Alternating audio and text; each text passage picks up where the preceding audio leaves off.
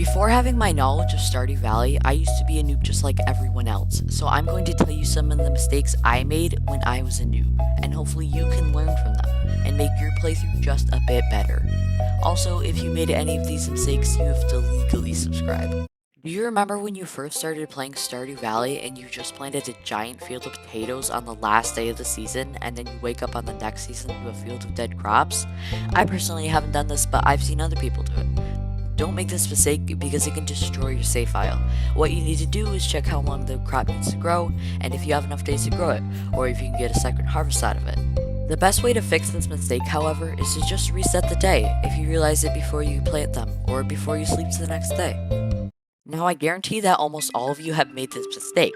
You know when you're strolling around the valley and digging up an artifact spot and it gives you a dinosaur egg, and your little dinky brain is like, we should probably donate this. Well, don't, because if you did, you made a massive mistake.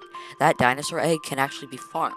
If you put it into an incubator, you can get your very own dinky dinosaur, and after about a week, you get another dinosaur egg.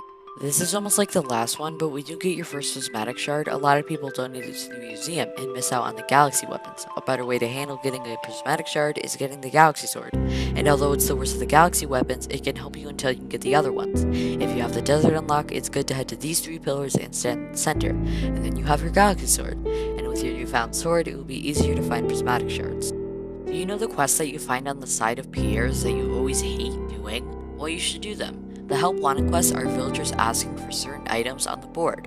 They are really useful, and most of the time, they give you enough time to complete them. Also, if you don't complete them, you don't lose friendship with the person asking. It's a win-win situation, and it's too good to pass up. This is a huge mistake I see a lot of Stardew Valley players making, which is turning the very rare ostrich egg into just 10 mayonnaise for some cheap gold. What you should be doing is putting the ostrich egg into an incubator, so you can get more ostrich eggs. This is actually a really good moneymaker in Stardew Valley. Ostriches can drop iridium quality eggs and they can be turned into 10 iridium quality mayonnaise, which is huge moneymaker when you first get it.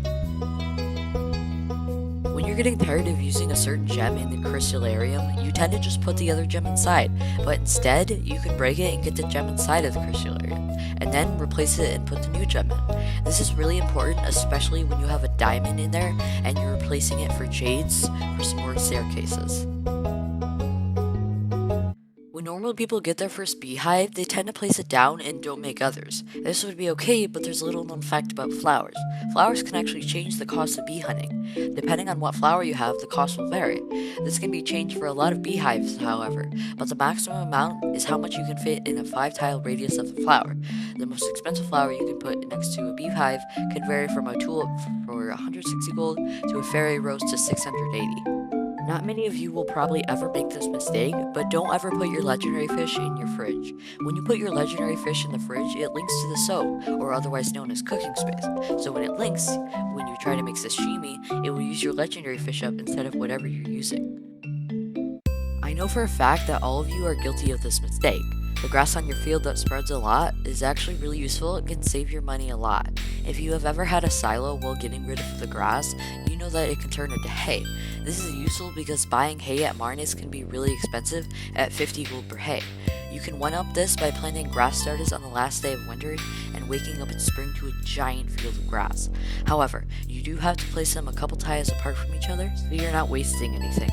On Friday and Sunday, the traveling cart visits the valley at 6 AM to 8 PM with various amounts of items. Sometimes they can hold items that are useful in your playthrough, such as items for the community center, or just items that you're looking for. If you're not using this can make your playthrough more tedious, and I highly recommend you use it. In the early game, money may seem like the most important thing to collect, so to try and get it, you sell every item you collect. However, you will run into a struggle trying to collect things you've had, but then sold. A good way to solve this is by keeping all the items that you collect and storing them in a shed or just out in the open. You can better yourself though by color-coding chests for different things you have. Well, that's it. That was 12 mistakes that you are making. I hope you liked the video, and if you want to see another one, please leave a like to tell me that you do. Thanks for watching.